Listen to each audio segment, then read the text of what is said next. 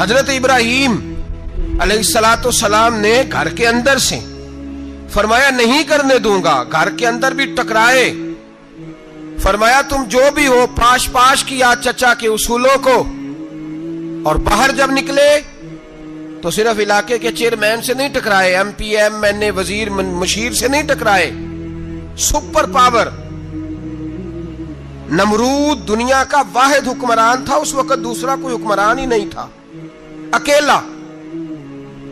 اکیلے حکمران سے جا کر ٹکرائے، کوئی ساتھ فوج نہیں تھی، کوئی ساتھ ان کے طاقت بظاہر دنیا داری کی کوئی نہیں تھی، پر حضرت ابراہیم جا کے ٹکرائے، اور میرے رسول پاک صلی اللہ علیہ وسلم نے سند بیان کی، فرمایا افضل الجہاد کلمۃ الحق عند سلطان الجابر، فرمایا سب سے افضل جہاد یہ ہے کہ تو ظالم بادشاہ کے سامنے کھڑے ہو کے حق بات بیان کر دے، یہ سب سے بڑا جہاد ہے، یہ سب سے افضل الجہاد کلمۃ الحق عند سلطان الجابر، سب سے بڑا جہاد۔ حضرت ابراہیم کھڑے ہو گئے، سپر پاور سے ٹکرائے۔ یہاں ہم لوگ حکمتوں کا شکار ہیں، دیکھیں گے، کریں گے، سوچیں گے، اور مولوی صاحب کو ویسے کہتے ہیں آپ پرہیز کریں سیاسی باتوں سے۔ بھئی اللہ کے ہر نبی نے جا کے وقت کے ظالم حکمران کو لتاڑا ہے، للکارا ہے، یہ تو مشن انبیاء ہے۔ حضرت سیدنا ابراہیم علیہ السلام نے اس کو جا کے کہا کہ تو جھوٹ بولتا ہے، تو جھوٹا ہے، تو خدائی کا دعویٰ کرتا ہے، تو بہت بڑا ظالم ہے، اور قرآن مجید نے اس ساری بات کو بیان فرمایا۔ حضرت ابراہیم علیہ السلام سے کہنے لگا میں رب ہوں، تو آپ نے فرمایا میرا رب تو وہ ہے جو زندہ کرتا اور مارتا ہے، تو پھر آپ حق بات بیان کریں گے تو اللہ مارے گا کہ بندہ مارے گا؟ کچھ بھی نہیں ہوتا، کیونکہ زندگی موت کس کے ہاتھ میں ہے؟ اللہ کے ہاتھ میں، زندگی موت اللہ، کچھ بھی نہیں ہوتا۔ انسان صحیح سمت کا تعین کرے اور صحیح چلے۔ حضرت علی شیر خدا سے کسی نے کہا تھا کہ آپ کے بڑی دشمنی ہے، کوئی محافظ رکھ لیں، آپ فرمانے لگے موت خود بہت بڑی محافظ ہے، وقت سے پہلے آتی ہی نہیں، بڑی محافظ ہے وقت سے پہلے۔ علامہ نورانی رحمت اللہ تعالیٰ علیہ کراچی جیسے شہر میں رہا کرتے تھے، جہاں گام گام پہ خطرہ تھا، لوگوں نے کہا حضرت اتنے بڑے لیڈر ہو، آپ کی جماعت کی 62 سیٹیں ہوئی قومی اسمبلی میں، ایک ایسا وقت بھی آیا تو کوئی ایک آدمی بندوق والا، آپ فرمانے لگے مجھے ضرورت ہی نہیں، اس لیے کہ جس خدا رسول کے لیے میں نکلا ہوں وہ خود ہی حفاظت کرنے والے ہیں، ضرورت نہیں ان چیزوں۔ تو بھائی حضرت ابراہیم ٹکرائے، اور آپ کا انداز کیا ہے؟ جا کے کہا کہ تو نہیں، خدا وہ ہے جو زندہ کرتا، اور اس نے ایک بیوقوفوں جیسی دلیل دی۔ ایک آدمی کو کل پھانسی دینی تھی تو اس کو بلایا، کہنے لگا تجھے کب پھانسی ہے؟ اس نے کہا کل، کہنے لگا جا تجھے آزاد کیا، زندگی دی، اس کو چھٹی دے دی۔ ایک عام آدمی بیچارہ بیٹھا تھا، اس کو پکڑ کے نا کہنے لگا اس کی گردن اڑا دو، کہنے لگا دیکھ لو میں بھی زندہ کرتا اور مارتا ہوں، وہ جو کل مرنے والا تھا میں نے زندہ کر دیا ہے، اور جس کو پتہ ہی نہیں تھا کہ میں نے مرنا ہے اسے پکڑ کے میں نے مار دیا ہے۔ یہ بیوقوفوں جیسی دلیل ہے۔ حضرت سیدنا ابراہیم علیہ السلام چاہتے تو اسی وقت دلیل توڑ دیتے کہ تو کیا بیوقوفوں جیسی بات کر رہا ہے، اگر تو زندگی دیتا ہے تو مرے ہوئے میں جان ڈال کے دے جس کو تو نے مارا ہے۔ لیکن حضرت ابراہیم نے دیکھا کہ بیوقوف ہے، بیوقوفوں سے بحث نہیں ہوتی، دلیل بدل لی جاتی ہے، ان کی عقل کے مطابق بات کی جاتی ہے۔ حضرت ابراہیم فرمانے لگے میرا رب وہ ہے جو سورج مشرق سے نکالتا ہے اور مغرب میں غروب کرتا ہے، تو اگر رب ہے تو مغرب سے نکال کے مشرق میں غروب کر۔ فبہت الذی کفر، کافر لاجواب ہو گیا، اس کے پاس اس چیز کا کوئی جواب نہیں تھا۔ علامہ اسماعیل حقی نے خوبصورت فقرہ لکھا ہے، خوبصورت، جان ڈال دی ایک جملہ کہہ کے۔ حضرت سیدنا علامہ اسماعیل حقی رحمت اللہ علیہ فرمانے لگے چونکہ نمرود بیوقوفوں جیسی باتیں کر رہا تھا، اگر وہ یہ کہہ دیتا نا کہ میں سورج کو نکالتا ہوں مشرق سے، میں غروب کرتا ہوں معاذ اللہ مغرب میں نکالتا ہوں، تو آپ اپنے رب سے کہیے کہ وہ مغرب سے نکال کے مشرق میں غروب کرے۔ علامہ اسماعیل حقی فرماتے ہیں رب کریم کی آواز قدرت تھی، مالک حضرت ابراہیم علیہ السلام کے اس، اگر وہ کہہ دیتا اور حضرت ابراہیم دعا کر دیتے تو رب کریم نے فرشتوں کو تیار بٹھایا ہوا تھا، فرمایا اگر یہ کہہ دے میرے خلیل سے کہ سورج مغرب سے نکال کے مشرق میں غروب کرنا ہے تو تیار رہنا، جس طرح خلیل کہیں گے ویسے ہی کر دیں گے۔ واتخذ اللہ ابراہیم خلیلا، ابراہیم ہمارا دوست جو ہوا، جیسے کہے گا ویسے کر دیں گے. حضرت سیدنا ابراہیم علیہ السلام کی باتوں کا جب جواب نہ دے سکا, دلیل نہیں بندہ دیتا, پھر لڑائی کرتا ہے, پھر جھوٹے موٹے اعتراض کرتا ہے.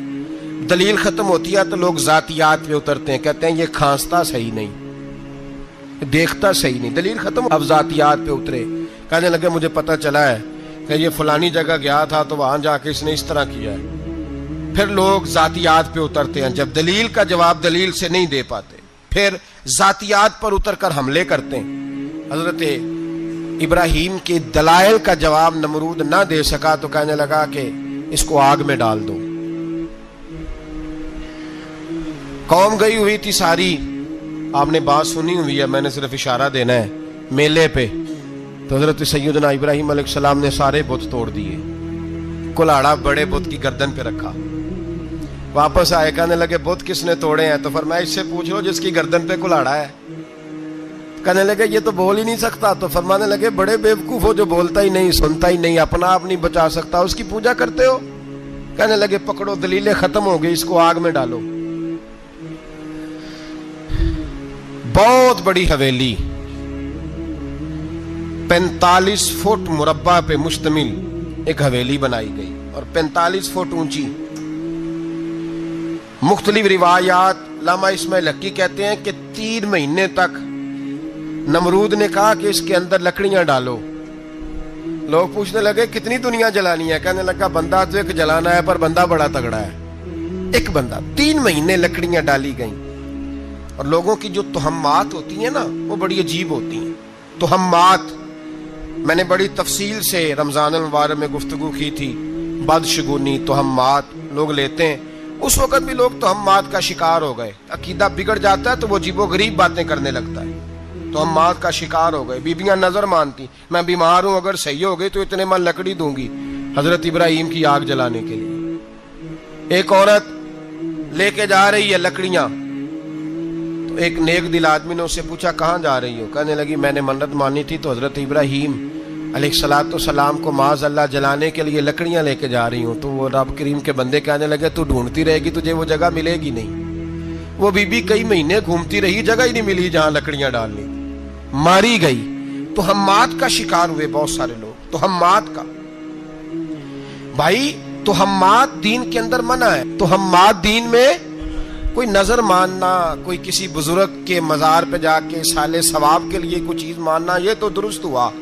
لیکن غیر شرعی نظریں مان لینا کہ میں آگ کے گرد چکر لگاؤں گا, میں جناب وہاں جا کے یہ والا تماشا کروں گا, میں دھاگا باندھوں گا, میں رسا کاٹوں گا, میں وہاں گندے ہوں سے پانی پیوں گا, ان کی شریعت اجازت, یہ تہمات ہیں, بدشگونی ہے. دین میں ان کی کوئی گنجائش.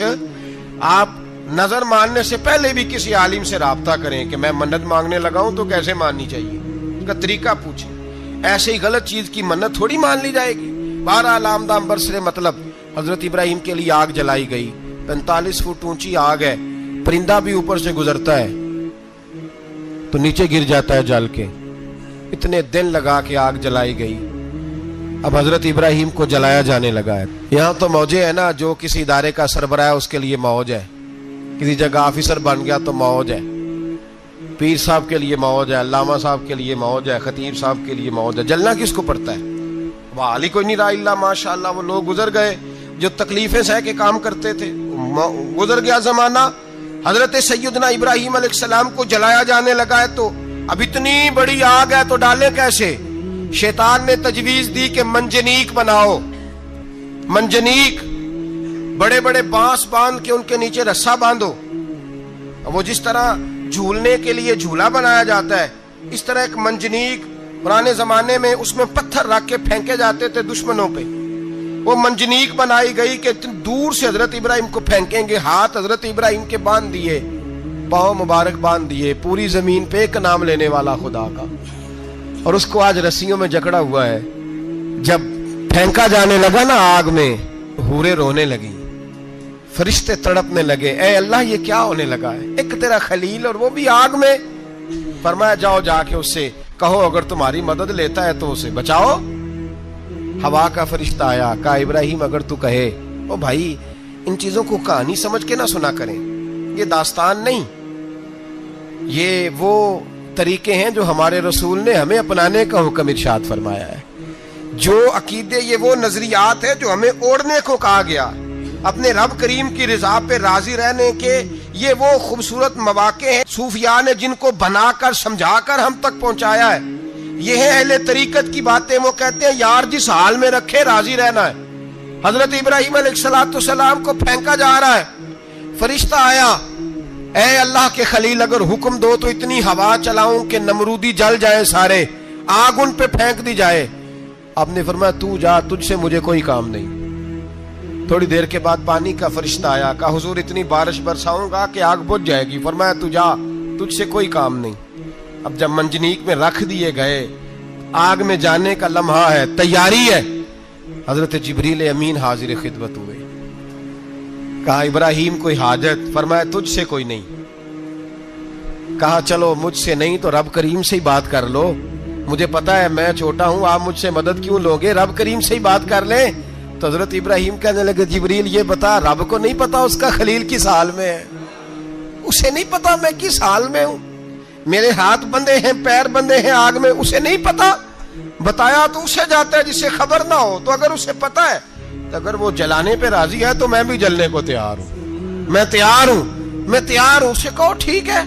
حضرت سیدنا ابراہیم علیہ السلام کو منجنیق میں ڈال کے جو پھینکا آگ میں، یا نار کونی بردم و سلاما علی ابراہیم، اللہ نے فرمایا اے آگ میرے ابراہیم پہ ٹھنڈی بھی ہو جا اور سلامتی والی بھی ہو جا. حضرت ابراہیم کو دو فرشتوں نے بٹھا دیا زمین پہ. پھول کھلے ہیں، کونپلیں مہک رہی ہیں، کلیاں خوشبو دے رہی ہیں. حضرت ابراہیم نے سر سجدے میں رکھ دیا، سبحان اللہ والحمد للہ ولا الہ الا اللہ واللہ اکبر. حضرت ابراہیم اللہ کی تسبیح پڑھنے لگے، رب کریم کا شکر بجا لانے لگے.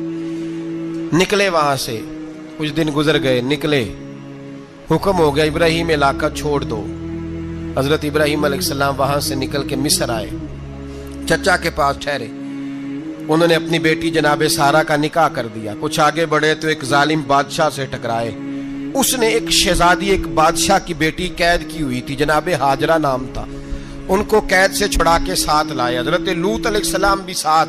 یہ 4 لوگوں کا قافلہ چلا، فلسطین میں جا کے پڑاؤ ڈالا، گھر بار چھوڑا، تبلیغ شروع ہوئی. حضرت ابراہیم کے گھر میں 2 خواتین ہیں، ایک آپ کی بیوی ہیں، ایک حضرت ہاجرہ ہے. اولاد کوئی نہیں، بڑا میوہ میٹھا. گھر وہی آباد ہوتا ہے جس میں بچے روتے ہیں، گھر ہوتا ہی وہ ہے جس میں بچوں کی چنچناہٹ ہوتی ہے، بھن بھناہٹ ہوتی ہے. حضرت ابراہیم نے ایک بچہ روتے ہوئے دیکھا تو آنکھوں میں آنسو آئے، کہنے لگے ربی حب لی من الصالحین، یا اللہ مجھے بھی نیک اولاد عطا کر دے. حضرت سارہ نے سن لیا، کہنے لگی ابراہیم شاید میرے بطن سے تو آپ کو نصیب نہیں، ہاجرہ سے نکاح کر لو.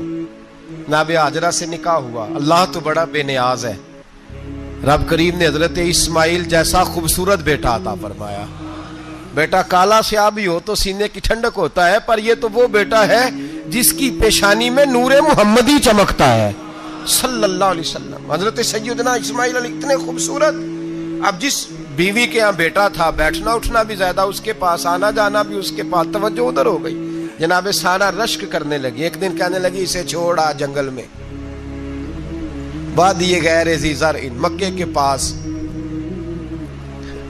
بھائی ایک بیٹا عالم دین بنا لو. کہنے لگا روٹی کہاں سے کھائے گا؟ تیرے 5 بیٹے ہیں، کو حافظ قرآن بنا. کہتے روٹی کہاں سے کھائے گا؟ وہ بچہ بھی کہتا ہے میں کہاں سے کھاؤں گا. حضرت ابراہیم علیہ السلام تو چند مہینے کا بچہ چھوڑ آئے، تو کہاں سے روٹی کھائی حضرت اسماعیل نے؟ کہاں سے کھائی ان کی اماں نے روٹی؟ بھوکے مر جاتے ہیں یہ سارے.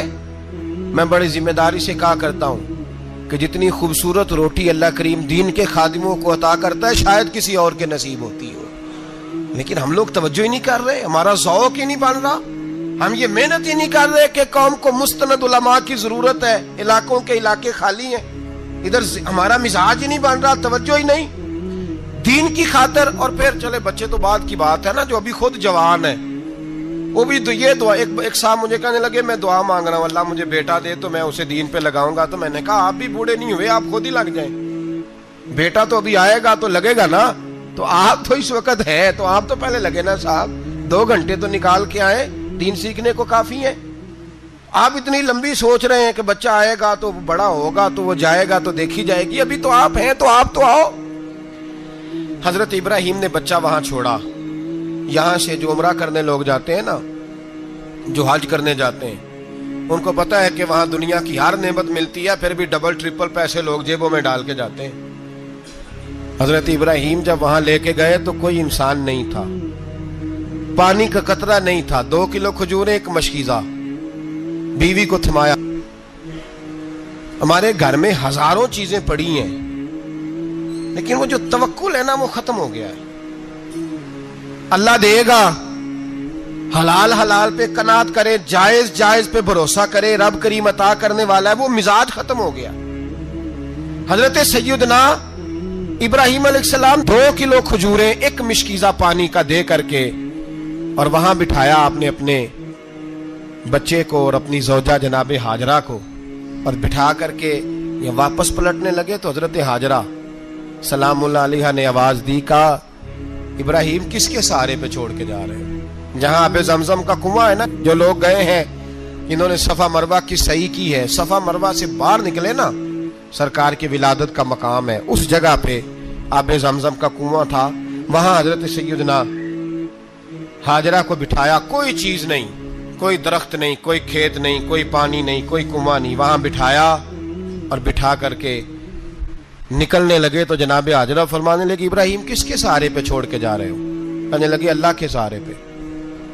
تو پاک باز بی بی نے ایک لفظ پوچھا، کہا ابراہیم یہ میرے رب کا حکم ہے؟ یہ میرے، بس جن کا عقیدہ توحید مضبوط ہو ان کے لیے ایک جملہ کافی ہوتا ہے، یہ میرے اللہ کا حکم ہے؟ تو جناب ابراہیم علیہ السلام فرمانے لگے ہاجرہ ہاں رب کا حکم ہے۔ جب یہ لفظ کہے تو چاہیے تھا نا حضرت ابراہیم تسلی دیتے، تو بی بی صاحبہ تسلی دینے لگی، عرض کرنے لگی ابراہیم اگر اللہ کا حکم ہے تو پھر آپ ہماری فکر نہ کرنا، اگر یہ رب کا حکم ہے تو پھر ہماری فکر نہ کرنا، جس رب نے ہمیں یہاں تک پہنچایا ہے وہ ہمیں کبھی بھی ضائع نہیں فرمائے گا، پھر فکر نہ کرنا۔ حضرت ابراہیم آ گئے، بات آپ نے سنی ہوئی ہے، اشارہ کرنا مقصود ہے۔ 13 سال میں چلے مان بھی لیا جائے بعض روایات کی روشنی میں کہ آتے جاتے بھی رہے، لیکن مکمل دیکھ بھال اپنے بچے کی پرورش میں پورا حضرت ابراہیم علیہ السلام کا کردار، سارا کردار ماں کا تھا۔ میں جب خواتین کے بارے میں کوئی بات کرتا ہوں تو میں آپ کو اکثر کہتا ہوں کہ یہ صرف بیوی کے لیے حکم نہیں ہوتا، یہ ٹریننگ بیٹی کو دینی ہے اور بہن کو دینی ہے، یہ تربیت کرے اپنے گھر میں۔ میں تجربے کی روشنی میں یہ بات عرض کیا کرتا ہوں کہ بھائی بچے باپ کے فرما بردار اس وقت ہوتے ہیں جب اماں انہیں باپ کا فرما بردار کرتی ہے، اور بچے باپ کے نافرمان بھی تب ہوتے ہیں جب اماں انہیں باپ کا۔ میں نے اپنے کانوں سے سنا ایک دفعہ ایک بچہ اپنے باپ سے کہہ رہا ہے آپ نے تو ساری زندگی باہر گزار دی، پیسے کمانا کون سا مشکل کام ہے، دکھ سکھ تو سارے اماں نے برداشت کیے، سکولوں میں وہ جاتی تھی، فلانا کام وہ کرتی تھی، فلانا کام۔ اب یہ سوچ اس کی ذاتی تو نہیں، یہ اس کو دی گئی ہے، اور اگر اس کو یہ سوچ دے دی جائے کہ اماں کہے کہ میں تو اپنوں میں رہی ساری زندگی، میں نے تو اپنوں میں وقت گزارا، اور تیرا باپ تو کئی دفعہ جنازے بھی نہیں پڑھ سکا، اس نے تو ماں باپ ایسے دفن کر دیے، وہ اگر یہ سوچ فراہم کرے تو پھر بچہ باپ کا فرما بردار ہوتا ہے۔ اور یہ والی روایتیں ہم بیوی کو سناتے ہیں، حالانکہ کس کو سنانی چاہیے؟ بولیے، بہن اور بیٹی کو، بہن اور بیٹی کو سنائیں یہ باتیں، ان کو سمجھائیں تاکہ آگے جا کے وہ جو گھر ترتیب دیں وہ گھر بڑا عمدہ اور نکھرا ہوا ہو۔ حضرت سیدنا ابراہیم 13 سال کے بعد آئے، چونکہ گھر میں اللہ تبارک و تعالیٰ کی دوستی کا چرچا تھا، اللہ تبارک و تعالیٰ کی محبوبیت کا غلبہ تھا۔ 13 سال کے بعد فلما بالغ معہ سعیا، بیٹا جب اتنا بڑا ہوا کہ سال چلنے لگا تو حضرت ابراہیم نے اپنے بیٹے کو بلا کے کہا بیٹا مجھے خواب آئی ہے، میں تجھے ذبح کر رہا ہوں، تیری کیا رضا ہے؟ تو حضرت اسماعیل کہنے لگے یا ابت افعل ما تؤمر، ابا جی اللہ جیسے حکم دیتا ہے میرے ساتھ ویسے ہی کریں، جیسے اللہ حکم دیتا ہے ویسے ہی، بولیے، ویسے ہی کریں۔ حضرت ہاجرہ کو کہا کہ ایک دوست نے دعوت کی ہے تو وہاں جا رہے ہیں، بی بی مطمئن ہے، تفصیلات کی ضرورت نہیں، ختم بات، اعتبار ہے، مطمئن ہو گئی۔ شیطان پیچھے سے آیا اماں کے پاس، ذرا تھوڑی دیر کے لیے تصور جمائیے، یہاں تو پڑوسن آ کے کوئی بات بتا دیتی ہے خاوند کے بارے میں تو کئی مہینے جھگڑا جاری رہتا ہے. پڑوسن محلے دار. شیطان نے آ کے بتایا لفظ کیا ہے؟ کہا حضرت تمہیں پتا ہے کہاں جا رہے؟ کہا دوست کی دعوت میں. تو کہنے لگے دوست کون ہے؟ رب کریم. اور ابراہیم کا خیال ہے کہ اس رب نے مجھے حکم دیا ہے کہ میں ذبح کروں. تو حضرت حاجرہ کہنے لگی کبھی باپ بھی بیٹے ذبح کرتے ہیں؟ تو شیطان کہنے لگا ان کا خیال ہے کہ ان کے رب نے حکم دیا ہے. جناب حاجرہ فرمانے لگی اگر رب نے حکم دیا تو پھر تو مجھے شیطان لگتا ہے, تو مجھے شیطان لگتا ہے. کا کیا مطلب؟ فرمانے لگی اگر رب کریم کا حکم ہے تو میرے پاس ایک اسماعیل ہے, اگر 1000 بھی ہوتے میں سارے اللہ کے راستے میں پیش کر دیتی, دے دیتی. مالک کا ہی تو ہے سارا کچھ, اسی کا ہے, اس میں لیت اللہ کی کیا گنجائش. حضرت سیدنا ابراہیم علیہ الصلوۃ والسلام نے بیٹے کے حلق پہ چھری رکھ بھی دی اور چھری چلا بھی دی, رکھ بھی دی. اور وہ تو اللہ کریم نے فرمایا یا ابراہیم قد صدقت الرؤیا, ابراہیم تو نے خواب سچا کر دکھایا, وہ قیامت تک تیرا نام رہے گا. حضرت ابراہیم نے وطن بھی دیا, جان بھی دی, بیٹا بھی. اللہ کریم نے دمبے دیے, فرمایا یہ فدیہ ہے. اب یہ قربانی قیامت تک حضرت ابراہیم کے طریقے کے مطابق جاری ہے. حضرت ابراہیم بہت بڑے مہمان نواز تھے, بہت بڑے. آپ جب مصر میں قیام تھا تو بڑے بڑے لمبے چوڑے لنگر پکتے تھے, لوگ آیا جایا کرتے تھے, بڑا تفصیل کے ساتھ کھانا ہوتا تھا. مہمان نوازی آپ کی خاص صفت مبارکہ ہے. ہمارے ہاں بھی مہمان نوازی ہوتی ہے امیروں کی, بلکہ اب تو مہمان نوازی اس طرح کی ہے کہ کل تیری میرے پاس دعوت ہے اور پرسوں میری تیرے پاس ہے. وہی امیروں میں وہ چکر رہتا ہے, پارٹیاں دوست ایک دوسرے کو ڈالتے ہیں, تیری طرف پارٹی تیری طرف. اور اسی انداز میں اب یہ عید آئے گی نا, ٹکا پارٹیاں ہوں گی جگہ جگہ. اور لوگ سوال پوچھنے لگے ابھی سے, کہتے ہیں قربانی کا کتنا گوشت گھر رکھنا جائز ہے؟ قربانی کا کتنا گوشت گھر رکھنا جائز ہے؟ سارا ہی جی. اس لیے فریزر لے لے, فریج سے نہیں کام چلے گا. سارا ہی جہاز گھر رکھنا سارا ہی جائز ہے, رکھ لیں. او خدا کے بندے, قربانی وہ بندہ دیتا ہے جو سارا سال ہی گوشت کھاتا ہے. صحیح کہہ رہا ہوں؟ قربانی صاحب نصاب صاحب استطاعت بندہ دیتا ہے نا, تو وہ سارا سال ہی گوشت, تو سارا گھر میں رکھنا بھی جائز ہے, لیکن سارا دے دینا بھی. تو جو آ رہی ہے اس پہ کیوں توجہ کرتے ہو, جو دوسرا جائز ہے اس پہ کیوں نہیں عمل کرتے؟ سارا تقسیم کر دیں, بات ختم ہوئی. یقین کریں محرم میں جا کے دوست ٹیلی فون کر کے سوال پوچھتے ہیں, کہتے ہیں صاحب سنا ہے قربانی کا گوشت محرم میں کھانا جائز نہیں. میں کہ نہیں, ربیع الاول چ بھی جائز جے, رجب رمضان تک کھاؤ, کوئی بندہ نہیں منع کرتا. اس لیے کہ کسی کو دینا تو پسند ہی نہیں. یا پھر اس میں سے جو خاص چیزیں ہیں وہ اپنی فریج میں, اور باقی جو ہے وہ دوسروں کے لیے. یہ کیا طریقہ ہے ہمارا؟ اور اسی پہ عمل ہے. اللہ تبارک و تعالی ہمیں سمجھنے کی توفیق عطا فرمائے. حضرت ابراہیم بہت بڑے مہمان نواز تھے. صرف قربانی نہیں دیتے تھے, سارا سال بہت سارا لنگر, بہت سارا کھانا پینا, بہت ساری چیزیں جاری رہتی تھی. اور جتنے غریب لوگ تھے فلسطین کے, ان کو پتا تھا کہ حضرت ابراہیم علیہ الصلوۃ والسلام کا لنگر جاری ہے. فلسطین میں جب آپ کا قیام تھا, ایک دفعہ ڈھیروں مہمان آ گئے اور کھانے کو کوئی چیز نہیں. حضرت سارہ اور جناب حاجرہ دونوں اس وقت موجود تھیں. وہ کہنے لگی ابراہیم بہت سارے مہمان آ گئے تو کیا کریں؟ جناب سارہ کہنے لگی کس طرح کر کے ان کی مہمان نوازی کرنی. اور حالات یہ ہیں کہ قحط پڑا ہوا ہے فلسطین میں, مصر میں, دور دراز علاقوں میں.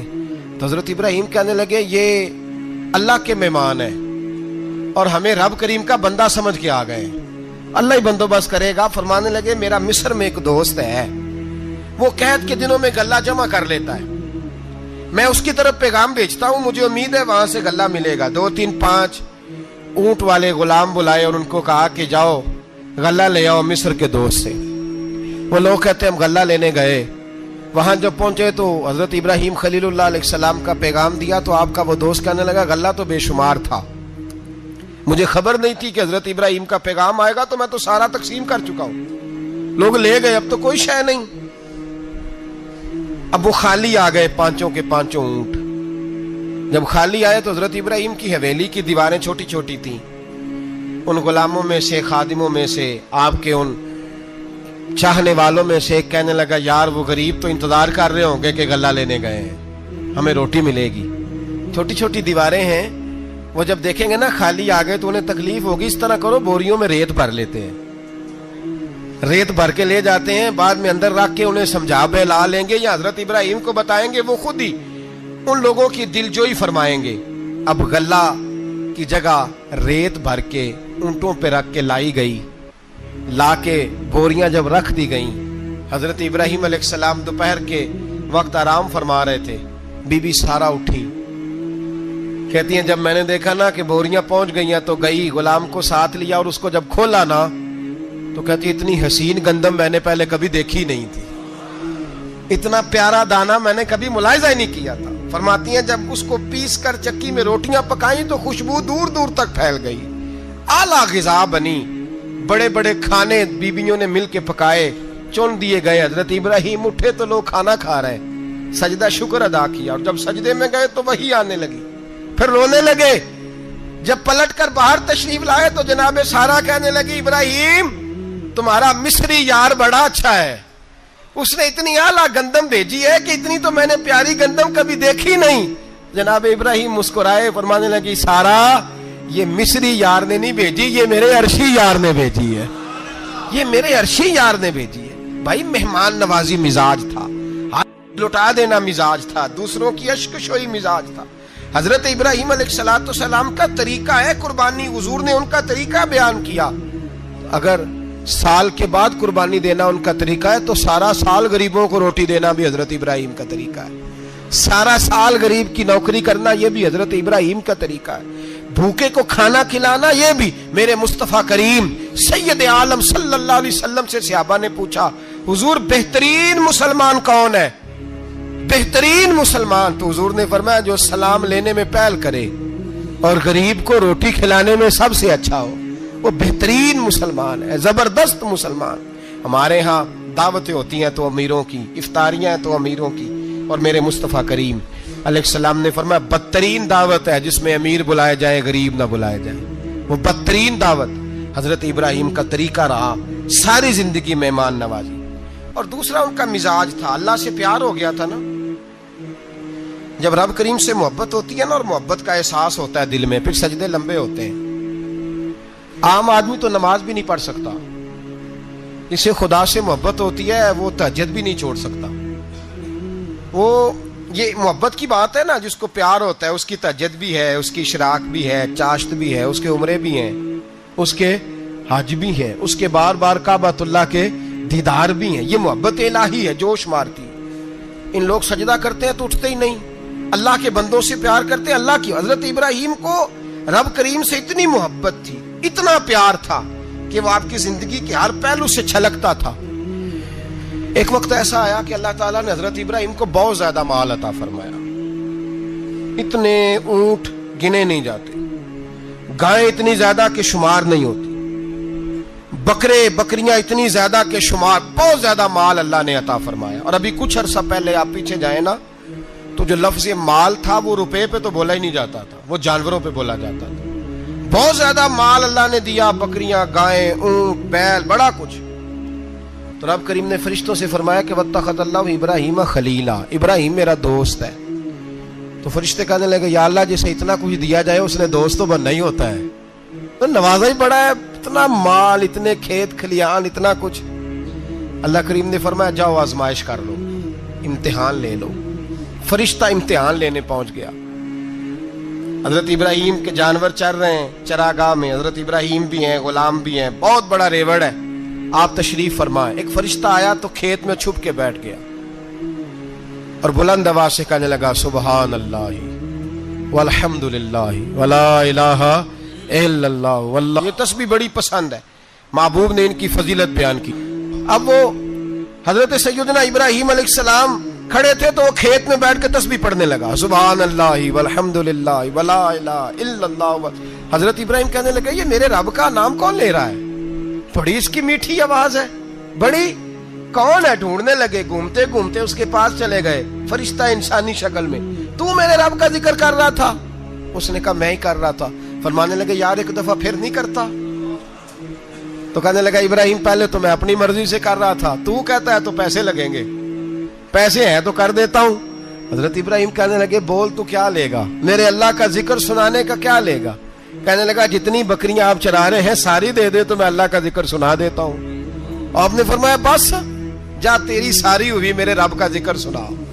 اور پھر شروع ہو گیا سبحان اللہ الحمدللہ ولا الہ الا اللہ واللہ اکبر. حضرت ابراہیم علیہ السلام کیف میں یار پھر ذرا سنا, نا علما وچ پھسا سانو تو یار دی گل سنا سانو, ذرا دوبارہ سنا. پھر سنایا, ایک دفعہ پھر کہا. فرشتہ کہنے لگا بس جی آپ کے پیسے پورے ہو گئے. حضرت ابراہیم کہنے لگے چل ایک دفعہ اور سنا. کہنے لگا پیسے لگیں گے, تو کیا لے گا؟ کہنے لگا گائیں بھینسیں ساری میری. فرمایا بس یار اتنی قیمت, تو سنا صحیح, سارا کچھ ہی تیرا. پھر شروع ہو گیا سبحان اللہ والحمدللہ ولا الہ الا اللہ واللہ اکبر. گائیں دے دیں, بھینسیں دے دیں, وہ ذکر سناتا ہے. حضرت ابراہیم کبھی مچلتے ہیں, کبھی روتے ہیں, کبھی آہیں بھرتے ہیں. تو میرے رب کا نام لے رہا ہے, ذرا پھر سے لے. کیف جاری ہے. کہنے لگا بس بھائی. حضرت ابراہیم فرمانے لگے تو اور لے لے جو لینا ہے, مجھے ذکر سنا. اس نے کہا ابراہیم بکریاں میں لے چکا, گائے بھینسیں میں لے چکا, اونٹ رہ گئے, سارے لے لوں گا پھر ذکر سناؤں گا. فرمایا جا تیرا ہوا تو ذکر سناتا رہ, میں دیتا ہوں. دے دیا, کچھ دیر ذکر کیا تو اب خاموش ہو گیا. حضرت ابراہیم خلیل اللہ علیہ السلام فرمانے لگے ذکر سنا. کہنے لگا ابراہیم اب تیرے پاس دینے کو کیا ہے, ہر چیز تو میں لے چکا. آپ فرمانے لگے یہ گائے بھینسیں بکریاں چرانے کے لیے تجھے کوئی نوکر ملازم بھی تو چاہیے نا. تو اس طرح کر مجھے رکھ لے, میں روٹی نہیں مانگوں گا, کھانا نہیں مانگوں گا, تو اللہ کا ذکر سناتا رہنا, میں تیرے جانوروں کی نوکری کرتا رہوں گا. حضرت ابراہیم علیہ السلام نے جب یہ کہا نا, فرشتے کی آنکھوں میں آنسو آ گئے. تر دامنی پہ شیخ ہماری نہ جائیے, ہم دامن نچوڑ دیں تو فرشتے وضو کریں. فرشتہ رو پڑا اور کہنے لگا ابراہیم مجھے سینے سے لگاؤ, آپ واقعی اس قابل ہیں کہ اللہ آپ کو اپنا دوست بنائے, واقعی اس قابل ہیں کہ رب آپ کو اپنا. حضرت ابراہیم علیہ السلام کا خدا سے محبت کرنے کا نرالا انداز. اور میرے بھائی یہی محبت انہیں میرے مصطفیٰ سے بھی تھی. ایک نبی گھر بنا رہا ہے, دوسرا بنوا رہا ہے. حضرت اسماعیل علیہ السلام پتھر اٹھا کے لا رہے ہیں, جناب ابراہیم بنا رہے ہیں. جب خانہ کعبہ بن گیا تو کہنے لگے ربنا وابعث فیہم رسولا, اے اللہ اب اسے بسانے کے لیے اپنا آخری رسول بھی عطا فرما.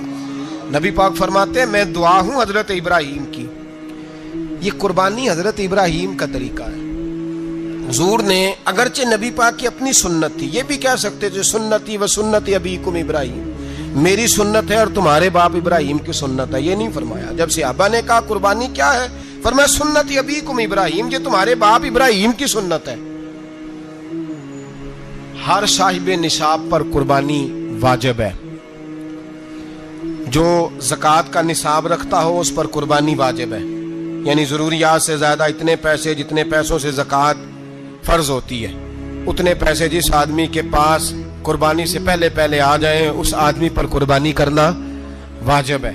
بکرا, چھترا, دمبا 1 سال کا یا دمبا 6 مہینے کا ہو پر اتنا بڑا محسوس ہوتا ہو کہ لگے کہ 1 سال کا ہے, اس کی قربانی ہو سکتی ہے. جانور میں کوئی عیب نہیں ہونا چاہیے, اتنا کمزور نہ ہو کہ ذبح جہاں اسے کرنا ہے وہاں وہ چل کے جا نہ سکے, اتنا کمزور جانور نہ ہو.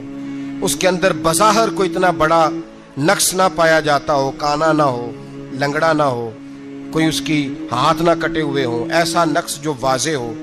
بکرا 1 سال کا, گائیں اور بھینس یہ 2 سال کی, اونٹ 5 سال کا.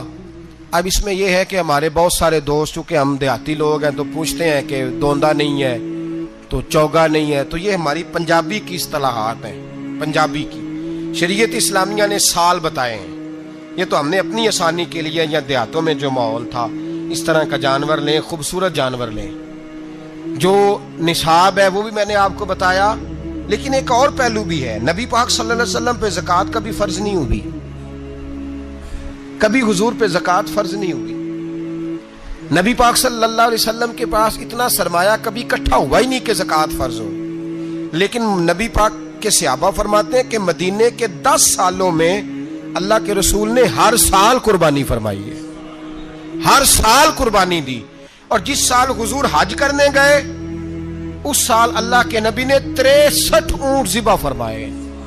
اور حضور صلی اللہ علیہ وسلم جب اونٹ ذبح کرنے لگتے نا تو صحابہ کہتے ہیں اونٹ خود دوڑ کے حضور کے سامنے آ کے لیٹ جاتا اور نبی پاک اسے ذبح کرتے اور فرماتے ہیں ایک دوسرے کو دھکے دیتے ہیں اونٹ کے، پہلے میں نے جانا ہے ذبح ہونے کے لیے، پہلے میں نے، انہیں پتا تھا کہ جو مصطفیٰ کے ہاتھوں ذبح ہوگا وہ تو دائمی زندگی پا جائے گا، یہاں بھی وہاں بھی زندہ۔ 63 اونٹ ذبح کیے، ایک اونٹ میں کتنی قربانیاں ہوتی ہیں؟ 7۔ اب 63 کو 7 سے ضرب دو گے تو کتنی بنے گی؟ اور پھر نبی پاک صلی اللہ علیہ وسلم نے 10 سال مدینہ منورہ میں قربانی دی، ہر سال۔ اب وہ 63 اونٹ، ایک اونٹ میں 7 قربانیاں، ہر سال یہاں قربانی، اور مولا علی شیر خدا فرماتے ہیں نبی پاک 2 قربانیاں دیتے۔ میں نے کہا حضور 2 جانور ذبح کر رہے ہیں آپ، تو حضور نے فرمایا ایک میری طرف سے، ایک میری امت کی طرف سے، غریبوں کی طرف سے۔ اور حضرت علی کو حضور نے وصیت فرمائی تو 2 دیا کرے گا۔ یا رسول اللہ صلی اللہ علیہ وسلم میں غلام ہوں، خادم ہوں۔ حضور نے فرمایا علی ایک تو نے اپنی دینی ہے، ایک میری طرف سے دینی ہے۔ 2 قربانیاں۔ مولا علی نے بھی ساری زندگی 2 قربانیاں دی۔ حضرت علی بھی مال کے نصاب نہیں تھے، اپنا مکان ہی نہیں تھا، کوئی کاروبار نہیں تھا، کئی دن فاقے رہتے تھے، پر قربانیاں کتنی دیتے تھے؟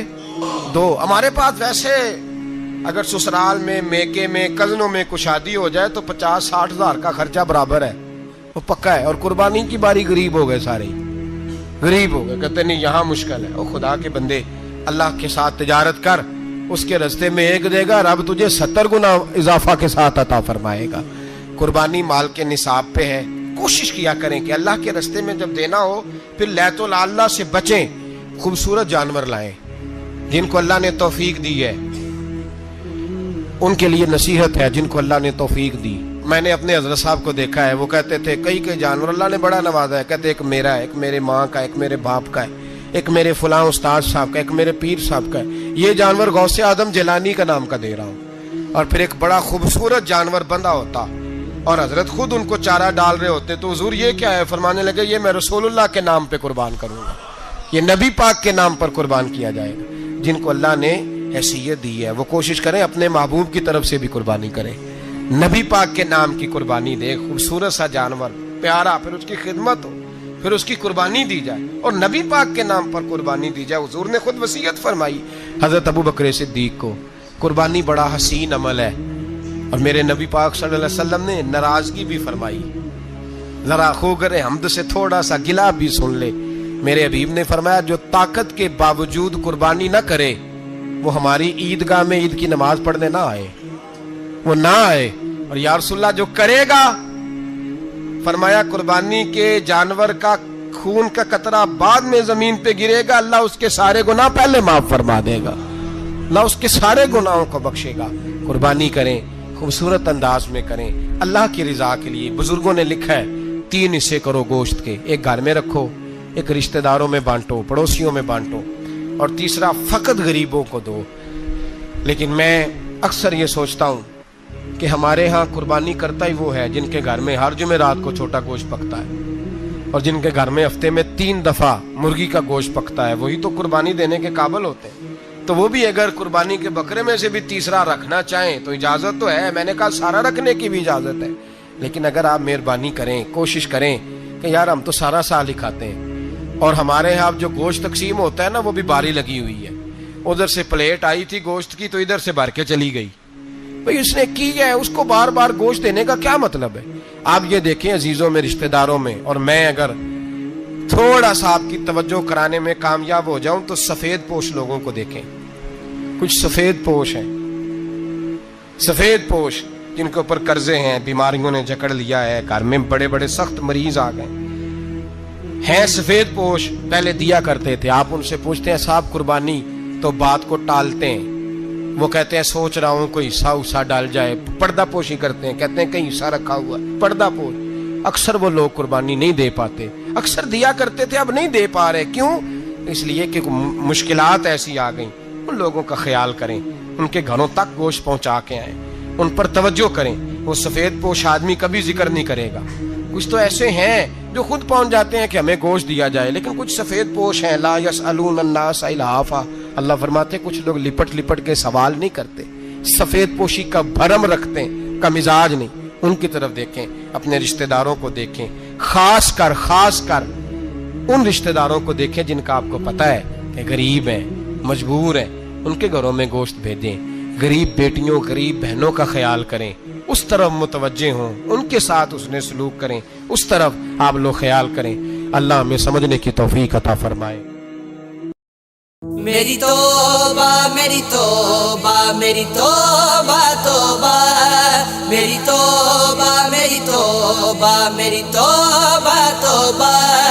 तू मुआफ करेगा मेरे सारे गुनाह। मेरी तौबा मेरी तौबा मेरी तौबा तौबा, मेरी तौबा मेरी तौबा मेरी तौबा तौबा।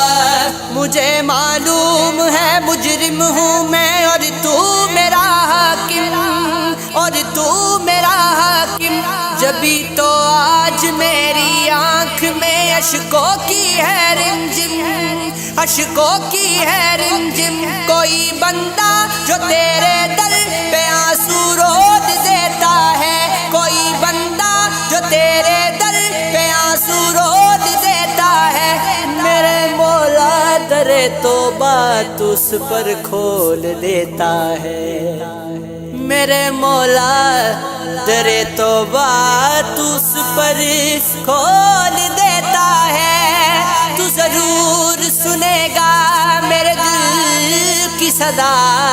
मेरी तौबा मेरी तौबा मेरी तौबा तौबा, मेरी तौबा मेरी तौबा मेरी तौबा तौबा। तेरे दर पे मैं क्यों न सवाल करूं, तू रहीम भी है तू करीम भी है, तू रहीम